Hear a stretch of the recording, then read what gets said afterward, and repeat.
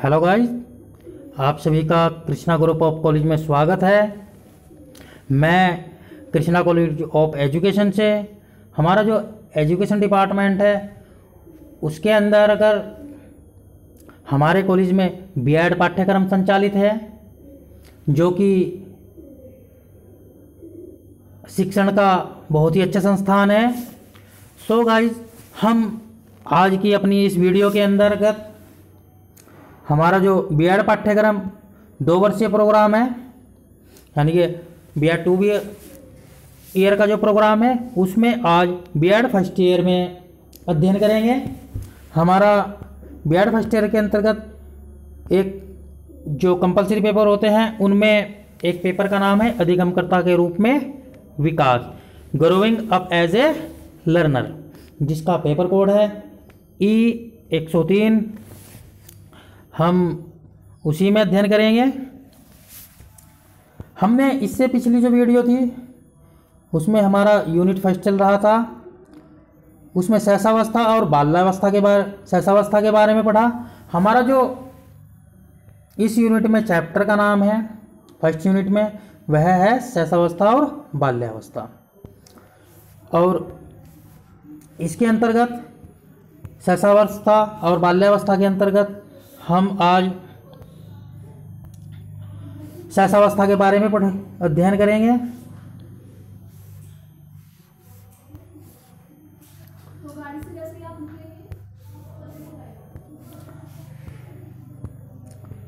हमने अपनी पहली वीडियो में शैशवावस्था का जो महत्व था उसके बारे में अध्ययन किया, उनकी कुछ डेफिनेशन थी उनका भी अध्ययन किया। सो गाइस, और जो शैशवावस्था की विशेषताएं थी वह सभी हमने अपनी पिछली वीडियो में पढ़ ली थी। तो आज की जो हमारी वीडियो है वह है शैशवावस्था एवं शिक्षा, यानी कि शैशवावस्था में किस प्रकार की शिक्षा होनी चाहिए। आज का जो हमारा टॉपिक है यही है, एजुकेशन एंड इन्फेंसी, यानी कि शैशवावस्था और शिक्षा। हम आज अपनी इस टॉपिक के अंतर्गत शैशवावस्था की जो शिक्षाएं हैं, यानी कि बच्चा जन्म के बाद शैशवावस्था में आता है उनको किस प्रकार की शिक्षा मिलनी चाहिए, उन्हीं सभी के बारे में हम अपनी आज की इस वीडियो में अध्ययन करेंगे। तो शुरू करते हैं हम। शैशवावस्था को अधिगम हेतु उत्तम एवं आदर्श काल माना जाता है, यानी कि जो बच्चे का जन्म के बाद का जन्म से 6 वर्ष का समय होता है वह बहुत ही अच्छा माना जाता है, क्योंकि इस अवस्था में बच्चा बहुत अधिक से अधिक सीखता है, सीखने के लिए तत्पर रहता है। इस अवस्था में बालक सर्वाधिक अधिगम प्राप्त करता है, यानी कि बहुत ही ज़्यादा सीखने की कोशिश करता है। शिशु ही देश के भावी नागरिक होते हैं, यह बात सभी को मालूम है, क्योंकि अगर एक बच्चे की नींव मजबूत होगी तो ही तो वह बड़ा होकर देश के लिए कुछ कर पाएगा, अपने लिए और देश के लिए कुछ कर पाएगा। अगर बचपन में ही किसी बालक की नींव कमज़ोर हो जाएगी, वह गंदी आदतों में पड़ जाएगा, तो वह अपने लिए और देश के लिए क्या कर पाएगा, कुछ भी नहीं कर पाएगा। इसीलिए शिशु ही देश के भावी नागरिक होते हैं। इस अवस्था में ऐसी शिक्षा होनी चाहिए जिससे शिशु का सर्वांगीण विकास हो सके, यानी कि हमें बच्चों की जो शिक्षा होती है उनका इस प्रकार से ध्यान रखना चाहिए जिससे बालक का सर्वांगीण विकास हो सके। सर्वांगीण से हमारा तात्पर्य है मानसिक, बौद्धिक, शारीरिक, संवेगात्मक सभी विकास उसका सही प्रकार से होना चाहिए। इस अवस्था में यह जो अवस्था होती है शिक्षा की व्यवस्था करे तो समय निम्न बातों का ध्यान रखना चाहिए, यानी कि अगर हम बच्चों की इस अवस्था में शिक्षा की व्यवस्था के बारे में बात करें तो हमें बहुत सारी बातें हैं जिनका विशेष रूप से हमें ध्यान रखना चाहिए, जैसा कि खेल एवं क्रिया के माध्यम से शिक्षा। ये जो पॉइंट्स हैं हमें इनका विशेष ध्यान रखना चाहिए। खेल एवं क्रिया के माध्यम से शिक्षा, दृश्य श्रव्य सामग्री का प्रयोग करना चाहिए, यानी कि बच्चों की जो शिक्षा होती है उसके अंतर्गत हमें जो दृश्य श्रव्य सामग्री होते हैं, जैसे चार्ट हो गया, टेलीविज़न हो गया, रेडियो हो गई, उन सभी का अधिक से अधिक प्रयोग करना चाहिए।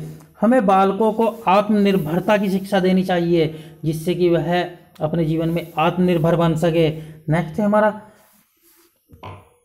ज्ञानेंद्रियों का प्रशिक्षण दिया जाना चाहिए, यानी कि छोटे बच्चों को जितना अधिक से अधिक हम ज्ञानेंद्रियों का प्रशिक्षण देंगे वह उतना ही अधिक उनका प्रयोग कर पाएंगे। व्यवहार का समाजीकरण, यानी कि हमें ऐसी शिक्षा देनी चाहिए जिससे कि उनके जो व्यवहार है उनका समाजीकरण हो सके, उत्तम आदतों का निर्माण हो सके। हमारा नेक्स्ट पॉइंट है उत्तम आदतों का निर्माण हो सके। समुचित वातावरण प्रदान करना चाहिए, यानी कि बालकों को हमें समुचित वातावरण प्रदान करना चाहिए। हमारा नेक्स्ट पॉइंट है जो बच्चों की जो जिज्ञासाएं होती हैं वह बहुत ज़्यादा होती हैं, उन्हें उनकी संतुष्टि करने वाली शिक्षा होनी चाहिए। और मूल प्रवृत्तियों का ये शायद संशोधन होगा, ये गलत टाइप हो गया है, ये चीज़ संशोधन किया जाना चाहिए। आत्म अभिव्यक्ति तथा आत्म प्रदर्शन के अधिक से अधिक अवसर प्रदान किए जाने चाहिए। सो गाइस, इन्हीं सभी को हम डीपली पढ़ेंगे।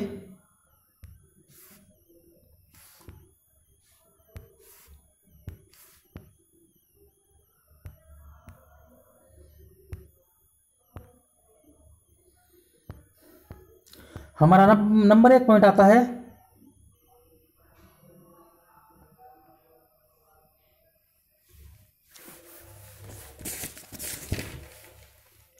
खेल एवं क्रिया के माध्यम से शिक्षा।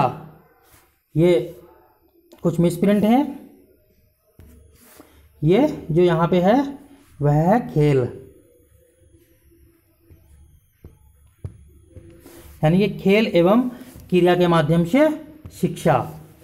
शिशु को खेल में जन्म से ही रुचि होती है, यही शिशु की सक्रियता का प्रमुख आधार होता है, यानी कि बच्चा कितना सक्रिय है इस चीज़ का हमें मालूम हो जाता है, क्योंकि बच्चे को खेल में बहुत अत्यधिक रुचि होती है। इसलिए इस अवस्था में शिशु को पहले अकेले खेलने में, फिर दूसरों के साथ खेलने में अत्यधिक अवसर दिए जाने चाहिए, क्योंकि जब इस प्रकार से हम बालकों को अवसर प्रदान करेंगे तो बालक बहुत ही अच्छी तरीके से खेलेंगे और उनका जो विकास होगा वह सही प्रकार से होगा। हमारे एक मनोवैज्ञानिक हैं अस्ट्रैग महोदय, उन्होंने अपनी एक डेफिनेशन दी है, देखते हैं क्या कहते हैं।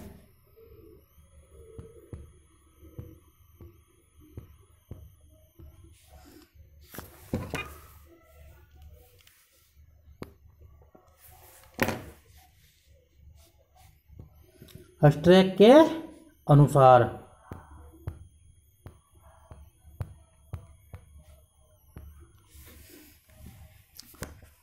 अस्ट्रैग महोदय कहते हैं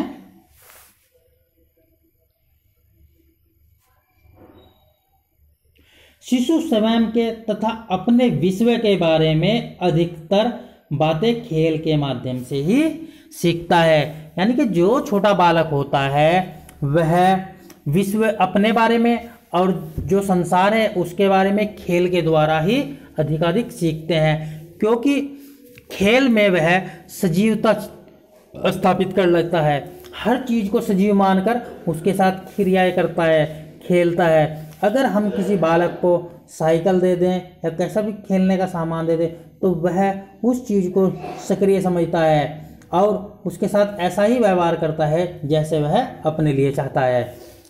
तो हमारे जो अस्ट्रैग महोदय हैं वह इसी बात को कहते हैं कि शिशु जो होते हैं वह स्वयं तथा अपना जो संसार होता है उसके बारे में अधिकतर जो बातें सीखते हैं उन्हें खेल के माध्यम से ही सीखते हैं। हमारा जो नेक्स्ट पॉइंट है वह है दृश्य श्रव्य सामग्री का प्रयोग।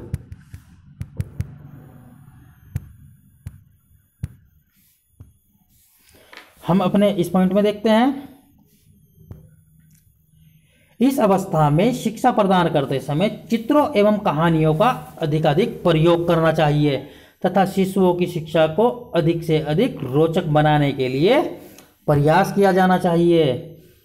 शिशुओं की पुस्तकों में भी चित्रों का अधिक, यानी कि जो चित्र होते हैं वह अधिक होने चाहिए, क्योंकि जो छोटे बच्चे होते हैं जो चित्र वगैरह होते हैं उनमें अधिक रुचि लेते हैं। जब वह उनमें रुचि लेंगे तो वह सीखने में भी रुचि लेंगे। इसीलिए हमें अपनी जो छोटे बालक होते हैं उनकी शिक्षा के लिए ऐसी व्यवस्था करनी चाहिए जिससे कि उनकी जो पाठ्य पुस्तक हैं उनमें भी चित्रों का अधिक से अधिक प्रयोग हो सके और उन्हें ज़्यादा से ज़्यादा हमें चित्रों के माध्यम से ही पढ़ाना चाहिए। सो गाइस, हमारा जो नेक्स्ट पॉइंट है वह है आत्मनिर्भरता की शिक्षा। कौन सा? आत्मनिर्भरता की शिक्षा। शैशवावस्था में शिशु को आत्मनिर्भर बनाने के लिए उसे अपना कार्य स्वतंत्रतापूर्वक करने देना चाहिए। यानी कि अगर कोई बालक अपना काम कर रहा है तो हमें उसे बीच में डिस्टर्ब नहीं करना चाहिए, बल्कि उसे आज़ाद छोड़ देना चाहिए जिससे कि वह अपना कार्य स्वतंत्रतापूर्वक कर सके। शिक्षक द्वारा उसमें आत्मविश्वास की भावना विकसित की जानी चाहिए। यानी कि एक शिक्षक ऐसा होना चाहिए जो अपने बालकों के अंदर आत्मविश्वास भर सके, उनके अंदर आत्मविश्वास की जो भावना होती है वह विकसित कर सके। हमारा जो नेक्स्ट पॉइंट है वह है ज्ञान इंद्रियों का प्रशिक्षण। तो कौन सा? ज्ञान इंद्रियों का प्रशिक्षण। शिशु ज्ञान इंद्रियों के द्वारा ही ज्ञानार्जन करते हैं, उनके द्वारा अर्जित ज्ञान अस्थायी होता है। यानी कि जो शिशु होते हैं, छोटे बालक होते हैं, उनकी जो ज्ञान इंद्रियां होती हैं वह उन्हीं से कुछ सीखते हैं। यानी कि अर्जित करना, यानी कि किसी चीज़ को प्राप्त करना, सीखना। उनका जो जिस प्रकार का जो ज्ञान होता है वह अस्थायी नहीं अस्थायी होता है। यानी कि उनके द्वारा अर्जित जो ज्ञान होता है वह अस्थायी होता है। हमारे रूसो महोदय हैं, रूसो महोदय कहते हैं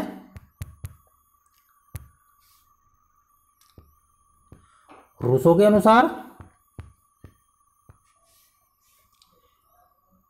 शिशु के हाथ पैर तथा आंख उसके प्रारंभिक अध्यापक हैं। यानी कि वह इस बात को मानते हैं कि जिस छोटा बच्चा होता है उसके जो हाथ पैर होते हैं, आंखें होती है, वह उसका सबसे पहला अध्यापक होता है। इसलिए शिशु की ज्ञान इंद्रियों के प्रशिक्षण पर अत्यधिक ध्यान दिया जाना चाहिए।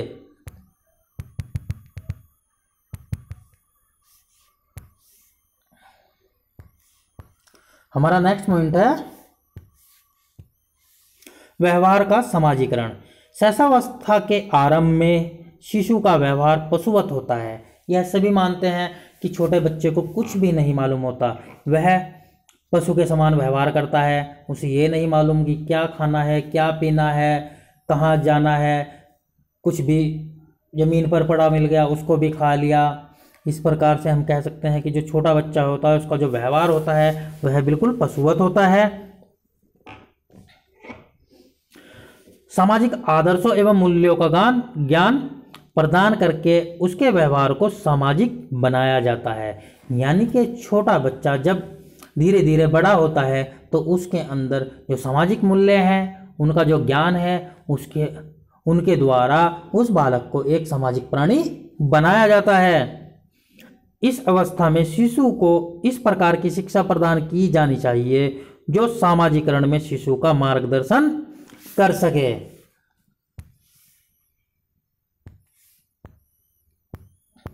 हमारा नेक्स्ट पॉइंट है उत्तम आदतों का निर्माण। कौन सा? उत्तम आदतों का निर्माण। शैशवावस्था में शिशु को इस प्रकार की शिक्षा प्रदान की जानी चाहिए जिससे उसमें उत्तम आदतों का निर्माण हो सके। समय पर उठना, खाना, सोना, शरीर की स्वच्छता इत्यादि। यानी कि हमें जो छोटे बालक होते हैं उनके अंदर इस प्रकार की भावना पैदा करनी चाहिए या ऐसी आदतें विकसित करनी चाहिए जिससे कि वह समय पर उठ जाए, अपना समय पर खाना खाए, समय पर खेलें, समय पर सोएं, इस प्रकार की जितनी भी आदतें हैं अगर हम ध्यान देंगे तो हमारे जो छोटे बच्चे होते हैं उनमें अवश्य आ जाती है।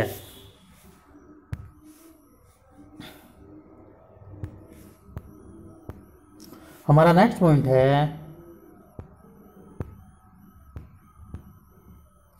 समुचित वातावरण प्रदान करना। कौन सा? समुचित वातावरण प्रदान करना।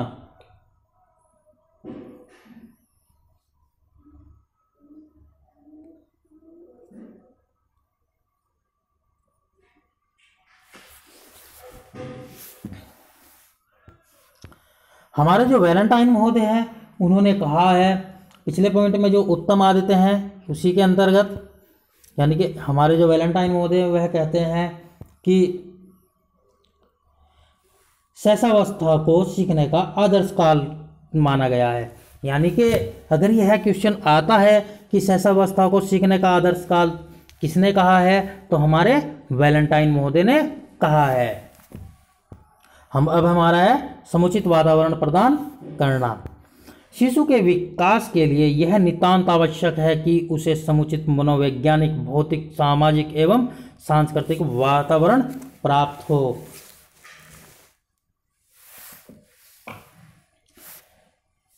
क्योंकि इस अवस्था में वह स्वच्छ, शांत तथा सुरक्षित वातावरण चाहता है। ये सब जो वातावरण है उसे क्यों प्राप्त हो, यानी कि इस बात में ये कहा गया है ना कि शिशु के विकास के लिए यह आवश्यक है कि उसे समुचित मनोवैज्ञानिक, भौतिक, सामाजिक एवं सांस्कृतिक वातावरण प्राप्त हो। क्यों प्राप्त हो? क्योंकि एक बच्चा जो छोटा होता है, एक बालक, यह अपनी उस शिशु अवस्था में यह चाहता है कि वह स्वस्थ रहे, स्वच्छ रहे और शांत तथा सुरक्षित रहे। इसी प्रकार से वह चाहता है कि उसे इस प्रकार का वातावरण प्रदान किया जाए।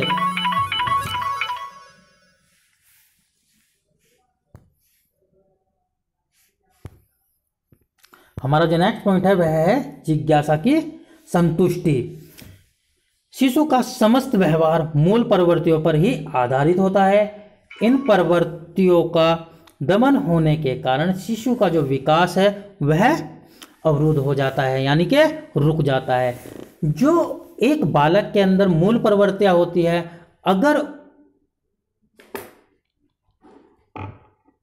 उन प्रवृत्तियों का दमन हो जाए, यानी कि वह प्रवृत्तियां दब जाए, तो उसका जो विकास है वह रुक जाता है, उसका सही प्रकार से विकास नहीं हो पाता है। इसीलिए हमें शिक्षा द्वारा शिशु की जो मूल प्रवृत्तियां होती है उनमें शोधन करना चाहिए, जिससे कि जो बालक है उसका जो विकास है उसमें किसी भी प्रकार की रुकावट ना आ सके। सो गाइस, हमारा जो नेक्स्ट पॉइंट है वह है मूल प्रवृत्तियों का शोधन।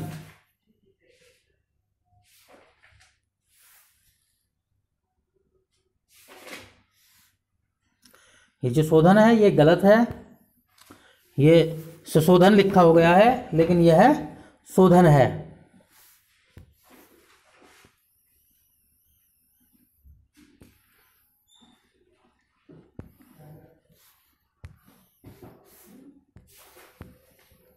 मैं इसे यहां लिख देता हूं।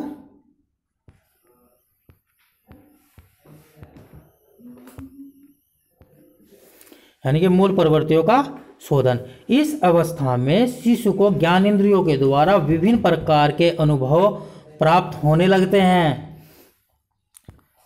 इसके माध्यम से वह विभिन्न प्रकार की वस्तुओं के संबंध में प्रश्नों के माध्यम से अपनी जो जिज्ञासा होती है उसको शांत करने लगता है। यानी कि जब आपने भी देखा होगा कि छोटा बच्चा आपके घर में होगा तो वह अलग अलग चीज़ें पूछता है कि ये क्या है, वो क्या है, इसे हम कैसे करेंगे, उसे वह कैसे करेंगे। इसी प्रकार से तो छोटे बालक के अंदर अलग अलग प्रकार की जिज्ञासाएं उत्पन्न होती है और वह अपनी इस जिज्ञासाओं को प्रश्नों के माध्यम से शांत करता है। यानी कि दूसरे से पूछकर उनका आंसर प्राप्त कर अपनी जिज्ञासाओं को शांत करता है। शिशु की जिज्ञासाओं को संतुष्ट करने के लिए अभिभावकों एवं जो अध्यापक होते हैं उनके प्रश्नों के उत्तर दिए जाने चाहिए। ये नहीं कि अगर छोटे बच्चों ने किसी प्रकार से किन्हीं पर्सनों को पूछ लिया और उनको अध्यापकों या उनके अभिभावकों ने उसको मना कर दिया, डांट धमका कर इधर उधर भेज दिया, तो उससे उस बालक पर गलत प्रभाव पड़ता है, जिससे कि उसका विकास अवरुद्ध हो सकता है। इसीलिए हमें जो छोटे बालक होते हैं यह ध्यान रखना चाहिए कि उनके जो वह बालक क्वेश्चन करते हैं, प्रश्न करते हैं, तो उनका सही प्रकार से उत्तर दें। हमारा नेक्स्ट पॉइंट है आत्मव्यक्ति तथा आत्म प्रदर्शन के अवसर देना। जो शिशु होते हैं उनमें विद्वान समस्त गुणों, योग्यताओं एवं शक्तियों का समुचित रूप में विकास तभी हो सकता है जब उसे आत्मव्यक्ति एवं आत्म प्रदर्शन के पूर्ण अवसर उपलब्ध कराए जाए। अगर हम इस प्रकार से उन बालकों को अवसर उपलब्ध नहीं करा पाएंगे तो उनका जो विकास है वह दमित हो जाएगा, यानी कि रुक जाएगा, वह घृणा करने लगेंगे। इसीलिए हमें ऐसे जो छोटे बच्चे होते हैं, शैशवावस्था में जो बालक होते हैं, उनकी जो आत्मव्यक्ति होती है तथा जो वह प्रदर्शन करते हैं किसी कारण से, उन सभी को हम अवसर उपलब्ध कराने चाहिए हमें। सो गाइस, हमारी आज की वीडियो यहीं तक ही थी। हम कल अपनी नई वीडियो में और नए टॉपिक के साथ आप सभी को दोबारा मिलता है। सो आप सभी का धन्यवाद। Thank you.